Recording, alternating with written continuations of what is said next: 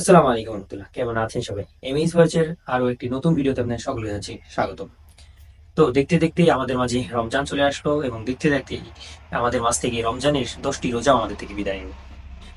রমজানের যে 30টি রোজা রহমত মাগফিরাত এবং নাজাতের যে 10 10 30টি রোজা, তার মধ্যে থেকে রহমতের 10টি রোজা আমাদের মাঝ থেকে বিদায় নিয়ে চলে গেছে। তো এই রমজান আসলো এবং দেখতে 10টি রোজাও আমরা আল্লাহ তাআলার দয়া এবং মেহেরবানিতে শুকর আলহামদুলিল্লাহ যে আমরা সহি সালামতে সুস্থতার সাথে আমরা জীবিত অবস্থায় এই দুনিয়ার আলো দেখা অবস্থায় আমরা 10টি রোজা এবছর রাখতে পেরেছি। আমাদের মাঝ থেকে অনেকে বিদায় নিয়ে চলে গেছে, সেখানে আমরা জীবিত আছি, সুস্থ আছি, সহি সালামতে আছি এবং আল্লাহ তাআলার রহমতে 10টি রোজাও আমরা রাখতে পেরেছি। আলহামদুলিল্লাহ সুম্মা আলহামদুলিল্লাহ। তো আমি এই রমজানকে লক্ষ্য করে আমি আমার কিছু দিনী ভাইদেরকে উদ্দেশ্যে কিছু কথা বলবো।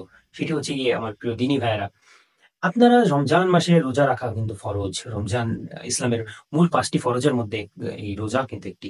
নামাজ, রোজা, হজ, যাকাত, এই যে ৪টি ফরজ, তার মধ্যে একটি কিন্তু নামাজের পরেই কিন্তু রোজা। তো সেই রোজা কিন্তু ফরজ বিধান। অনেকেই কিন্তু এই রোজাকে উপেক্ষা করে দিয়ে কোনো কারণ ছাড়াই ছুতো দিয়ে ও ছুতো দিয়ে বিভিন্ন ছুতো দিয়ে আপনারা রোজা থাকেন না। তাদেরকে বলবো, ভাই ফরজ বিধান নিয়ে আপনারা এরকম মশকরা করবেন না। ফরজ বিধান নিয়ে আপনারা এরকম অজুহাত, ভিন্ন একদম বানোয়াট মন গড়া অজুহাত তৈরি করে ফরজ বিধানকে অমান্য করবেন না, ফরজ বিধান তরক করবেন না। ফরজ বিধানের গুনাহ এবং শাস্তি কিন্তু অত্যাধিক ভয়াবহ। সুতরাং কেউ অকারণে, কেউ কোনো ছুতো দিয়ে, কেউ শারীরিক দুর্বলতার ছুতো দিয়ে, একটা হচ্ছে গিয়ে বাস্তবিক অর্থে একটা হচ্ছে অসুস্থ শারীরিক দুর্বলতা, শারীরিক অসুস্থতা। আর আরেকটা হচ্ছে গিয়ে মনের অসুস্থতা, শারীরিক বা বাহ্যিকভাবে প্রকাশ করানো। আপনার মনের ভিতরে আপনার সংকোচ বোধ, সেটাকে আপনি বাহ্যিকভাবে শরীরের দুর্বলতা হিসেবে দেখাচ্ছেন। আপনি চাইলে রোজা থাকতে পারবেন, আপনার শরীরে কোনো প্রভাব পড়বে না, কিন্তু আপনার মনের জোর না থাকার কারণে আপনি আপনার ইচ্ছা হচ্ছে না দেখে আপনি শরীরে অসুস্থতার দোহাই দিচ্ছেন। এটা কিন্তু একটা বিষয়। সুতরাং আপনি যদি এই কারণে আপনার ফরজ বিধান তরক করেন, তার কিন্তু শাস্তি ভয়াবহ। এবং সেই সাথে সাথে অনেক ভাইয়েরা বাজার ঘাটে আপনারা দোকানপাট করেন, হোটেল আছে, চার দোকান আছে। তো তারা যে এই যে বিভিন্ন মানুষদেরকে যে রোজা রমজানের দিকে এরকম একটা পবিত্র মাসে যে আপনারা তাদেরকে খাবারের একটা মাধ্যম করে দিচ্ছেন, তাদের যে খাওয়ানোর একটা মাধ্যম করে দিচ্ছেন, অর্থাৎ বেরোজগারদেরকে আপনি মানে রোজা যারা হয়তোবা আপনার এমন হতে পারে যে তারা রোজা থাকতে পারতো, কিন্তু আপনি যে আপনার এই যে দোকানের কারণে অনেকে রোজা থাকতেছে না, এখানে বসে আড্ডা দিচ্ছে, খাবার খাচ্ছে। তো এই যে রোজাদার মানুষকে কিন্তু আপনি রোজা থেকে বিরত রাখতেছেন, এটারও কিন্তু আপনি জড়িত, তাই না?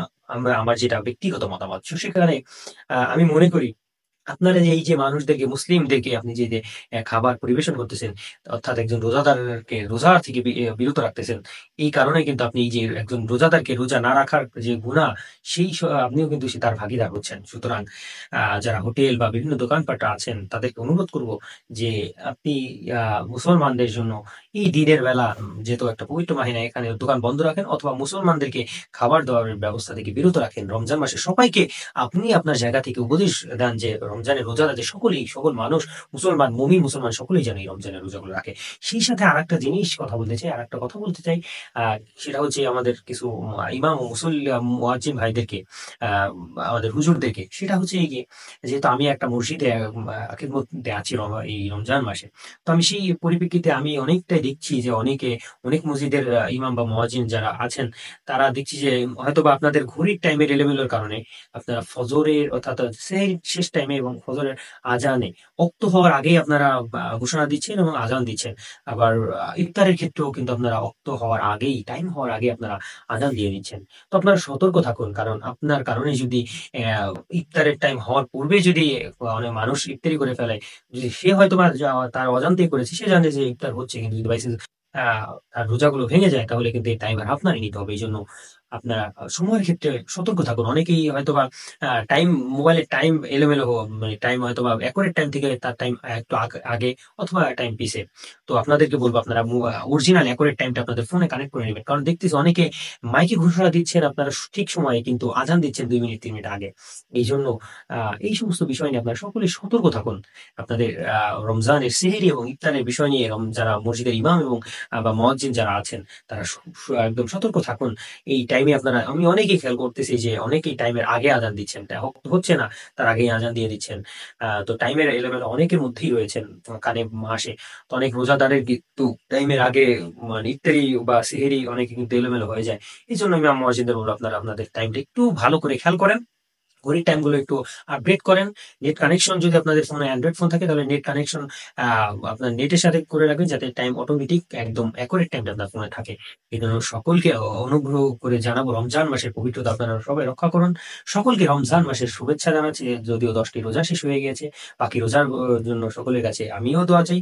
আপনাদের জন্য দোয়া করি যাতে আপনারা সহি সালামতে বাকি রোজাগুলো সম্পন্ন করতে পারেন, রমজানের আদবগুলো আপনারা রক্ষা করতে পারেন, পবিত্রতা অর্জন করে থাকতে পারেন।